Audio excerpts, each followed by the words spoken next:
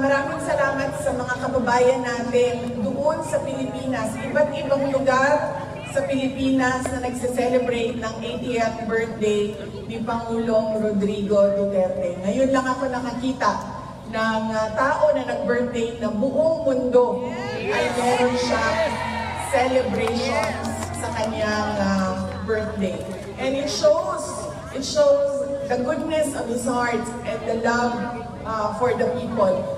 Because otherwise, the people will not love you if they don't feel the love coming from you. So thank you very much, lalong-lalo na sa ating mga kababayan na nandoon sa Pilipinas. Kanina pa sila nagsimula, alas 2 ng hapon at hanggang ano daw sila, matapos ang 12 midnight at matapos ang araw na ito na kaarawan ni Pangulong Duterte. At syempre, ang pagpapasalamat ko sa ating mga organizers dito sa The Hague, sa ating pagtitipon na yon. Merong nag-apply ng permit, merong nag-organize ng ating sound system, merong nag-organize ng ating mga barikada, at marami pa silang pinagtrabahuan para mapanigurado na komportable at meron tayong time and space ngayong araw na ito para sa ating picnic celebration ng birthday ni Pangulong Duterte. Maraming salamat sa inyo, mga organizers natin.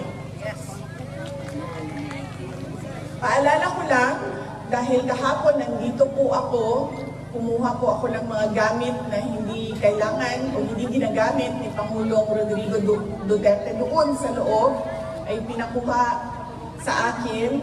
Sinabihan ako doon sa loob na pakiusapan tayong lahat, kasama na ang media, na huwag mag-video footage at pictures sa kanilang facade ng kanilang detention facility, lalong-lalo na sa mga tao na pumapasok at lumalabas. Bawal po sa kanilang protocols ang videohan ang kanilang detention facility. So pakiusap ko lang, sundin natin kung anong protocol nila dito sa videotaping and sa recording and sa photography.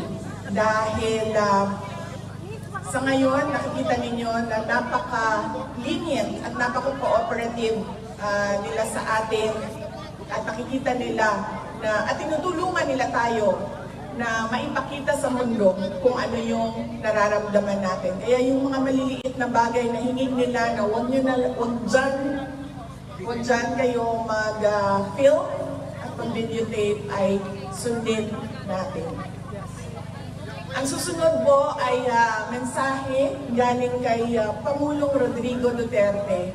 Sinabi niya ito sa abogado kahapon at sinabihan niya ang abogado dahil hindi ko makikita si Inday Sara bukas dahil ang nakaschedule bukas ay ang aking kapatid si Veronica at si Shelito, ang kanyang mama. Sabihin ko sa lahat ng mga supporters ni Pangulong Rodrigo Duterte at sa lahat ng mga abogado na kaibigan niya to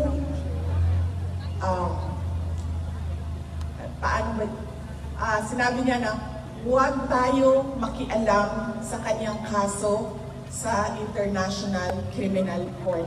Hayaan natin ang kanyang mga abogado at ang korte mismo magdesisyon kung ano ang mangyayari o ano ang susundin kaparte ng proseso ng korte.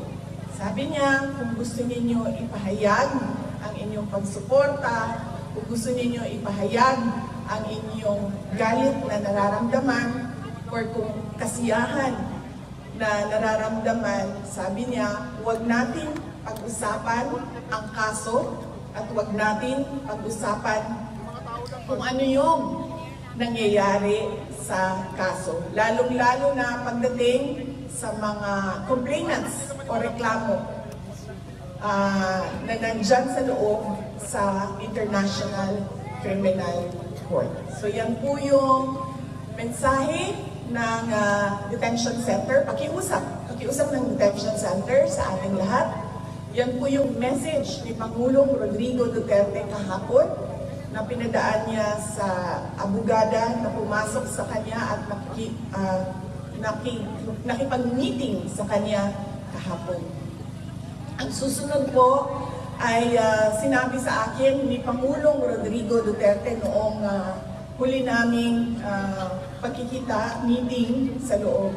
Sinabi niya, sabihin sa inyo, sabihin sa ating mga kababayan na kailangan niya ang tulong ng mga PDP senators at ng kanilang mga guest candidates.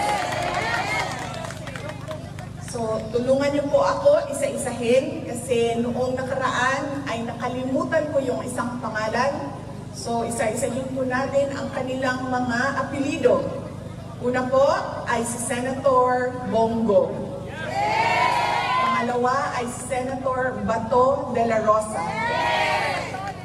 Ang sunod po ay si Senator Attorney Jimmy Bondo.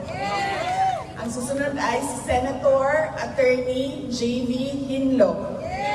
Ang susunod ay si Senator Attorney Raul Lambino. At ang panghuli po ay ang ating kaibigan, si Mr. Senator Philip Salvador. Yan po ang candidates ng PDP. At ang kanilang mga guest candidates ay unang-una si Senator Attorney Rodante Marcoleta, si Senator Attorney Vic Rodriguez, Senator Pastor Apollo Kibuloy, at ang panghuli ay si Senator Dr. Richard Mata. Yan po ang sabi niya kasi nagplano sila ng mga kampanya bago siya dinala. Sa pilitang dinala dito sa ICC detention, meron silang mga plano ng mga iba't ibang rallies para sa mga senators ng PDP laban at kanilang mga guest candidates. So sinabi niya,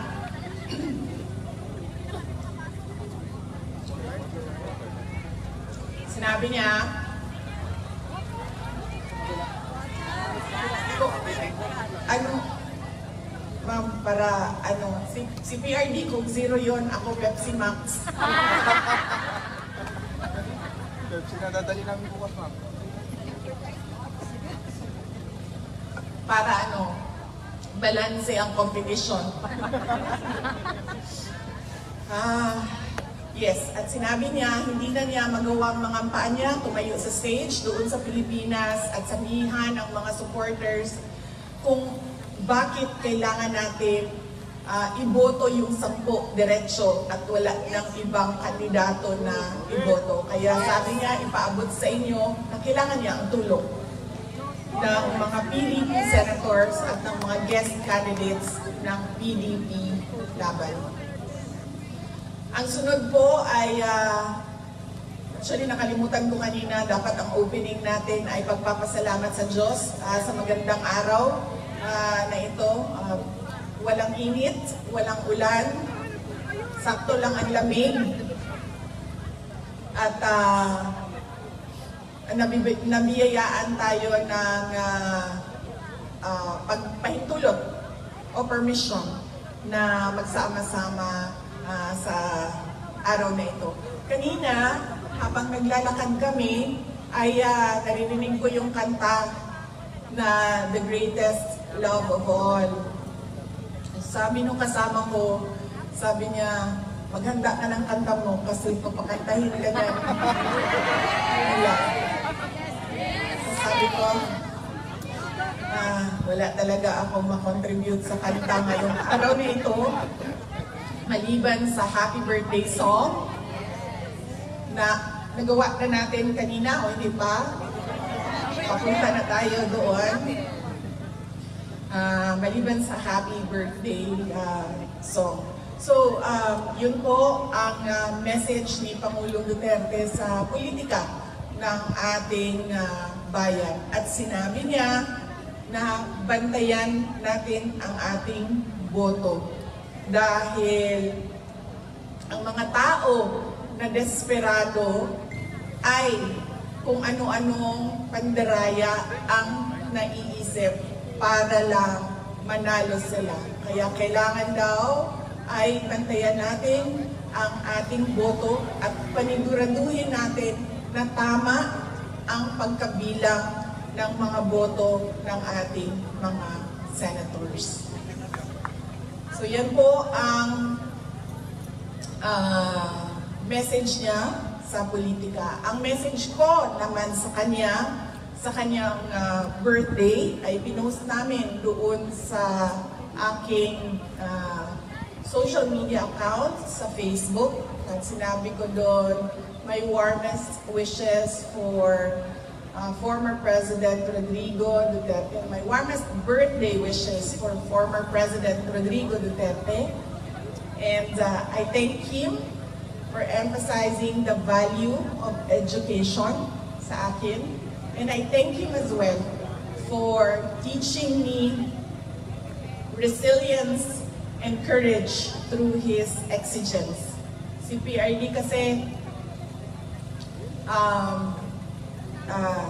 very demanding siya as a person, which is good kasi isa yan sa kailangan ng isang leader. Isa yan sa quality na kailangan ng isang leader to make things happen.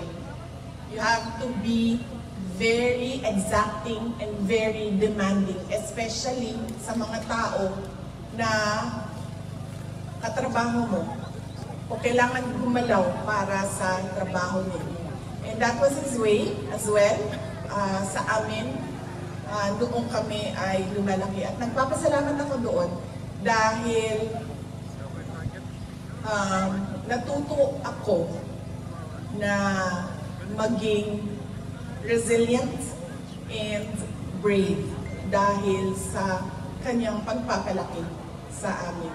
In fact, noong isang beses na magkausap kami sa loob, sabi niya sa akin, alam ko, pag-usapan namin ang pagbisita ng aking mga kapatid, at sinabi niya sa akin, sabihan mo sila, bago sila pumasok dito, huwag silang umiyak. So yun ang mensahe niya sa kanila at sinabi ko din sa mga kapatid ko na ubusin niyo yung luha ninyo sa loob ng banyo. Pagpasok ninyo doon, huwag kayong umiyak. Dahil ayaw niya na nakikita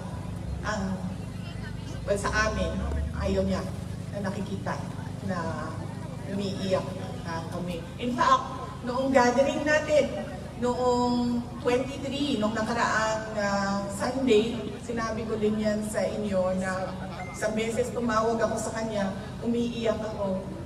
Tapos tinatanong lang niya, nasaan ka? Nakidnap ka ba? Tapos iyak pa rin ako ng iyak, hindi ako makapagsalita. Sabi niya, buntis ka ba? And then sinabi ko lang, nahihirapan ako sa aking pag-aaral. And then sabi niya sa akin, bakit ka umiiyak? Mag-aral ka, bumalik ka sa mga libro mo, mag-aral ka. Ganun siya na klase na parent, no? Ang mga bagay na iniiyakan lang ay kung nakidnap ka or nabuntis ka nang wala sa panahon. So yun ang pinagpapasalamat ko sa kanya ay yung araw ng kanyang kaarawan. And syempre, pinapaabot ko yung pagpapasalamat sa ating mga kababayan sa iba't ibang panig ng mundo sa pagpapakita nila ng suporta sa ating Pangulong Rodrigo Duterte. Idasal natin ngayong araw na ito na sana ay ibalik na siya doon sa Davao City, sa Pilipinas, dahil inaantay na siya doon ng mga Davaoenyo, dahil siya ay meron pang term o darating pa yung term niya na magiging mayor pa siya ng Davao City.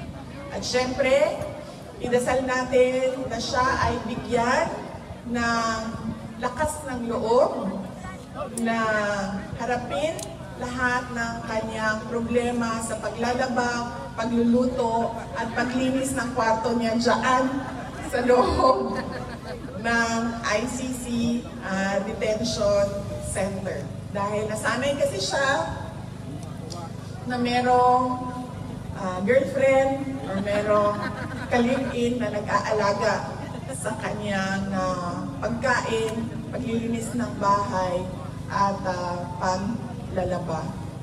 So hindi ko lang alam ngayon, dahil ilang araw na rin kami hindi nagkausap, kung natuto na ba siya maglaba.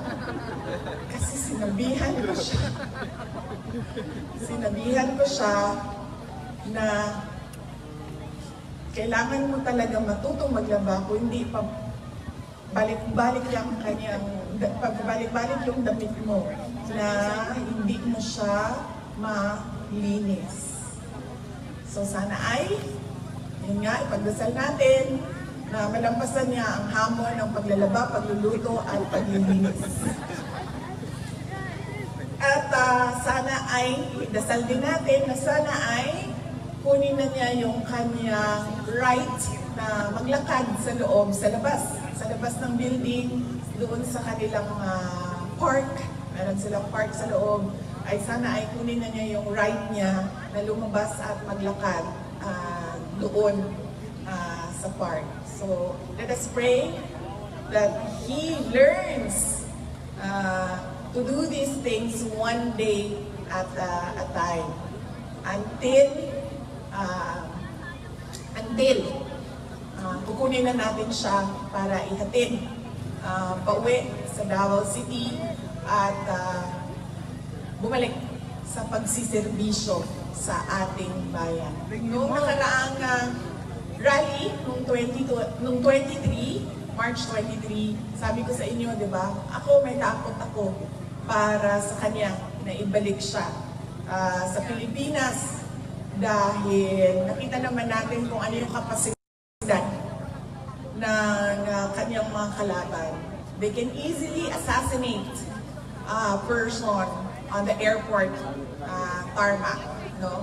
So yun yung takot ko. At sinasabi ko sa kanya yon, pero ang kanyang paninindigan na gusto niya talagang umuwi sa Davao City ay you cannot shake it out of him. So sabi ko sa kanya, 80 ka naman na, so kung anong gusto mo ay yun ang ibibigay namin sa iyo, dahil mahalaga sa isang tao na 80 years old ay masaya siya dahil meron na lang naiwan na 20 years sa buhay niya. Because I'm sure kukunin na siya by 100. No? By the moment na makuha niya yung 100,000, okay, I'll go. Ito yung baon ko. Yes, so very important. Hindi lang kay Pangulong Rodrigo Duterte, but doon sa mga lolo, lola natin, mga magulang natin, mga kapatid natin, na 80, 85, 90, 95 years old, na bilang na yung kanilang mga taon bago sila mag-100, na ang mahalaga ay maalala nila na during the last 20 years or 30 years of my life, I was happy and I was able to do what I wanted to do in my life for my country and especially for God. So ang ating pagsasara ngayong umaga na ito ay sa aking speech ay dasal din. Magdasal tayo para sa ating bayan. Ang gusto natin ay nakikita natin na paakyat ang ating bayan. Hindi tayo nahuhuli sa ating mga kapitbahay. Hindi tayo nahuhuli sa mga second home ninyo dito sa Europe. Gusto natin nakikita na merong oportunidad ang mga tao natin doon. Unang-una, healthcare. Pangalawa, edukasyon. At syempre, pag natapos sila nag-aral, pwede silang magtrabaho doon na yung kanilang natatanggap na benepisyo at sweldo ay pwedeng magpalaki ng mga anak at pwedeng magkapamilya ka doon, magkabahay ka doon sa ating bansa. Simple lang ang pangarap ng mga tao na nagsimula sa walang-wala. Pero nagtataka ako bakit hindi natin nakikita sa ating bayan yon. Gusto lang naman natin maayos na healthcare, maayos na pamamahay, malinaw na pagpamuyo sa ato ang mga komunidad. At hindi tayo takot para sa ating mga anak na nandoon sila sa labas ng bahay, pumapasok sa paaralan, at walang nangyayari masama sa kanila. Pero somehow, it is an elusive dream for many of us Filipinos. At dahil sa trabaho ko ngayon, noon sa Department of Education, nagawa ko na umikot sa iba't ibang bansa doon sa Southeast Asia. And alam nyo, nahihiya ako as a Filipino, lalong-lalo na pag meron silang mga komento na napakaganda ng bayan ninyo, napakayaman ninyo sa natural resources and workforce, pero sa Asia. And alam nyo, nahihiya ako as a Filipino, lalong-lalo na pag meron silang mga komento na napakaganda ng bayan ninyo, napakayaman ninyo sa natural resources and workforce, pero somehow hindi umaangat yung bayan ninyo. And I appreciate their candidness sa akin, na minsan nagsasabi na lang ako na totoo yan. Marami pa kaming kailangan gawin sa aming bayan para kami maging number 1 dito sa ating region. But it is not impossible because napakasimple lang kasi ng formula niyan. Kailangan lang ng security. At yung security o peace and order, isang component ng security ay peace and order, ay may kapares na development plans, development projects, kung saan dapat pumupunta ang pag-unlad ng isang bayan. Yan lang po ang sana ay pagtrabahuan nating lahat, hindi lang ng ating pamahalaan, hindi lang ng ating mga politiko, hindi lang ng ating mga opisyal, kundi tayong lahat. We have to be exacting, we have to be demanding, and the demand must come from the Filipino people, as well as the actions must come from the country as a whole nation moving forward. Gusto natin ang makita na number 1 tayo. Ayaw natin makita na number 11 or number 10 tayo. Ang gusto natin ay Olympic gold and nothing else. So yan ang dasal natin para sa ating bayan. Pagod na tayo na, alam nyo, 40 alam nyo, 20 plus years old na ako. Muntik ako magkamali doon, mama. 20 plus years old na ako. And sa 20 years ko sa Pilipinas,